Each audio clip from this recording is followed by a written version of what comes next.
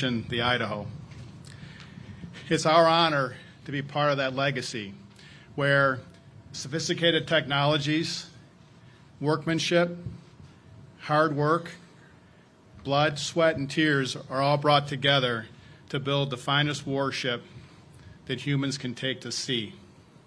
So we're proud of being part of that. Each one of the boats we deliver takes a large team. It culminates here, but it starts all over this country.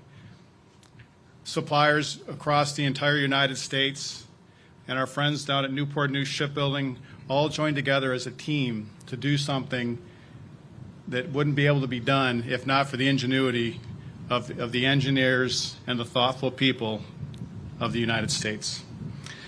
So one of the things you get to do when you do this job is you get a chance to ride. And Commander, it was a pleasure and an honor to ride with your crew on Alpha trials, watching your team go through the trials. I think as was mentioned last night, the fastest a boat has been through Alpha trials, the best in-serve score that a ship can get. But a ship doesn't come together quickly. It's a labor of love. It starts as steel, and it gets built over time into modules. We assemble those modules.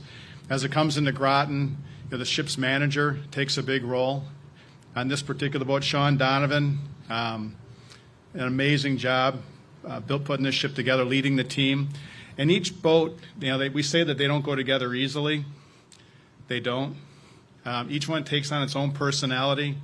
The personality of the ship's manager also comes into bear. Sean, I think Sean's beard was, and we at one point we were talking about would the ship get delivered in 2025, and Sean said, "I'll bet my beard that it will." Hey, Sean's here. Sean. Great job by him. He also wore a shirt with gems on it each Friday. It becomes and then when the crew comes aboard, and that partnership with the crew becomes something that really makes the ship come to life. And you watch her go from, like I said, steel to a ship that's going to carry our Navy to battle. So it's a pleasure to be here today. As you,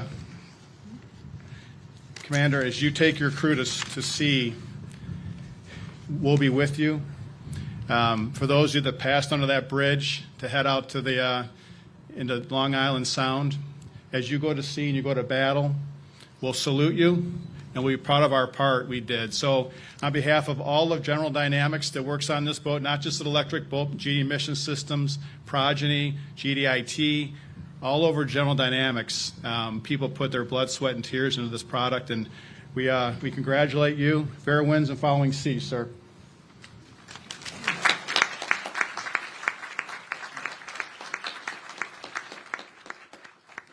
Thank you, Mr. Reha. Ladies and gentlemen, the Honorable Joe Courtney. Good morning. Thank you, Lieutenant Commander. And it's a great honor for me and Senator Blumenthal to welcome Acting Navy Secretary Hung Kao and the amazing Idaho Commissioning Committee, who really just put on an unbelievable event last night and also at the christening a couple of years ago. And again, Governor Kempthorne obviously is somebody who really just did amazing leadership in terms of making all of that happen. At this base, Captain Craig Liddy and his talented team oversee 15 fast attack submarines, 8,000 sailors and officers, some of whom hail from the Royal Australian Navy, and they operate at a heel-to-toe tempo to protect our nation. There is no better place to begin the 33-year journey of the 26th Virginia-class submarine USS Idaho. We welcome back the submarine sponsor, Terry Stackley, whose years of staunch support for all things Navy will fortify Idaho's sailors for decades to come. She is joined by her husband, Sean, former Assistant Secretary of the Navy, who I know personally contributed so much talent and effort to the progress of the Virginia-class program. And welcome to my congressional colleagues, keynote speaker Senator Jim Risch, and my friend and colleague from the House, Mike Simpson, both of whom serve on key committees that over the years have enabled today's milestone. And the presence of Admiral Bill Houston, head of the Nuclear Navy, is another powerful statement of the importance of Idaho's entry into the fleet.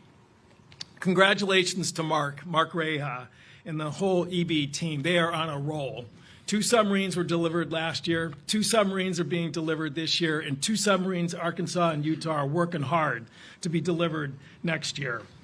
As he said, it takes a teamwork of thousands of dedicated, skilled workers.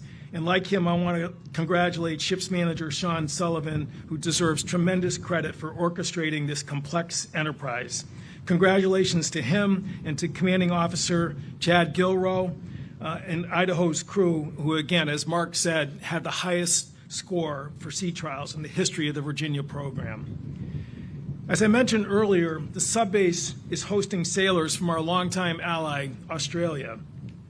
They are not here as spectators, but rather on duty to execute the AUKUS security agreement, which includes the sale of nuclear-powered submarines to our friends down under.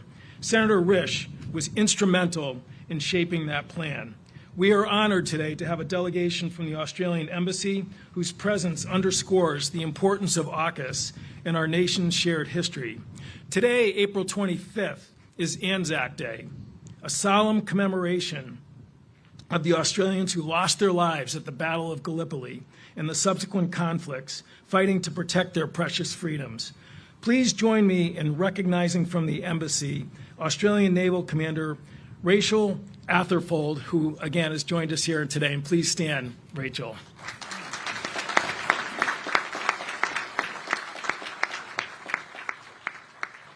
Again, congratulations and best wishes to Commanding Officer Gilrow and Idaho's crew, who will do great things for our nation. Thank you.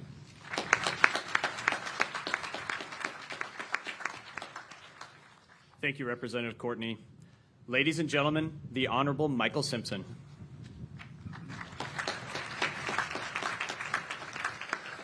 Thank you all. It is a great honor for me to be here today for the commissioning of this boat behind us that will be the most advanced submarine in the world. It would be remiss if I didn't say, as the governor did, all of us from Idaho will say, it's too bad that Dirk Kempthorne can't be here. He was the inspiration behind all of this.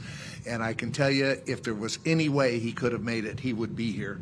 But he just couldn't make it. So that's too bad. But congratulations to Dirk and thank him. He's a loved individual in the state of Idaho and around the country.